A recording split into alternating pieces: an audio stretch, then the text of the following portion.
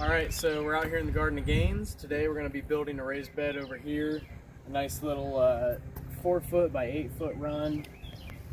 And just going to have it going perpendicular to these two beds we have here. So this one we built a couple weekends ago, and then the furthest one just finished up building yesterday. So getting everything going before we get everything transplanted. So today's big project is to get this bed installed. So we'll have a 4 foot by 8 foot, 4 foot walk space, and then another 4 foot by 8 foot down here, 4 foot walk space, 4 foot by 8 foot bed, walk space, and one more 4 foot by 8 foot bed. So we're gonna get cracking on the project. You good girl. You good girl? Yeah. Basil, you good girl?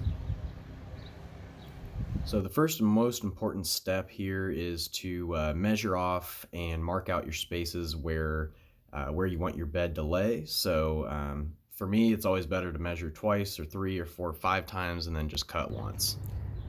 All right, so now that we've got the bed kind of framed up there, we got some fiberglass stakes in place.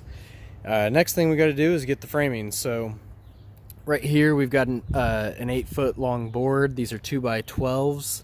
I got 2 by 12 by 12 just because if you do a 12 foot bed or a 4 by 8 bed, they end up you can actually calculate what you need with no to minimal waste. So next thing we're going to do is actually measure these corner posts out. So what we're going to do is make sure that it's just a little bit shorter than what this is. So they're 2 by 12s. What that actually means, just a little over 11. So next I'm going to cut this down to inches, or to just about 11 inches, and then get 4 of those, 1 for each corner.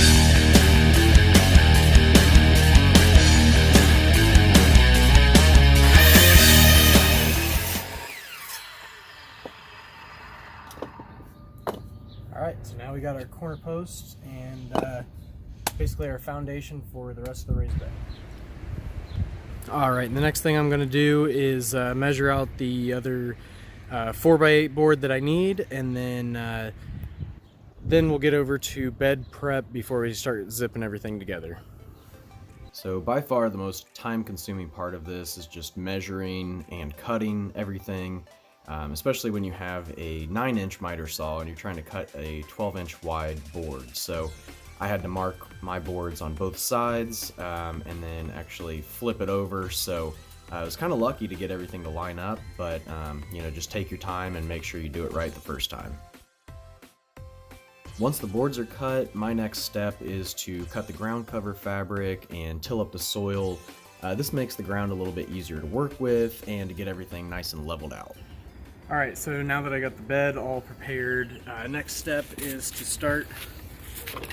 Where I start is with one of the end pieces. So I got this cut to 48 inches, and then these corners are going to go just on the inside. So I cut these 11 inches so that they're just a little bit shorter than this, but what I'll do is prop it up with some soil and then just clamp it with my hand and tie it together. And so the easy thing about this is, for the most part, these things are square, so it's just kind of like building the deck, doing the rim joist. And what you're going to do is, it's not too scientific, but I just kind of feel for it to be nice and leveled out. And then I'm going to drive some screws into it and get this end piece set up. So we're going to do that, and then we will get the rest of the sides. So while this works well, I would recommend putting the post on the ground, like on concrete, and then drilling the boards in from there. That way you're not having to use your hands, but either way will work well. And so once you get those end pieces set up, it's pretty easy. Once you get the soil leveled out, I would definitely recommend having a longer level, something that will show you kind of the rise and run over a longer distance, so you can see that I'm having to move some soil out, do a little bit of digging, but that's really all it takes to get things dialed in, So just have your level ready and you'll be good to go. Alright, and now we are finished. So as you can see, we are level.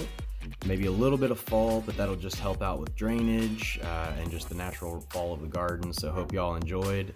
Thanks for watching in on the Garden of Gains.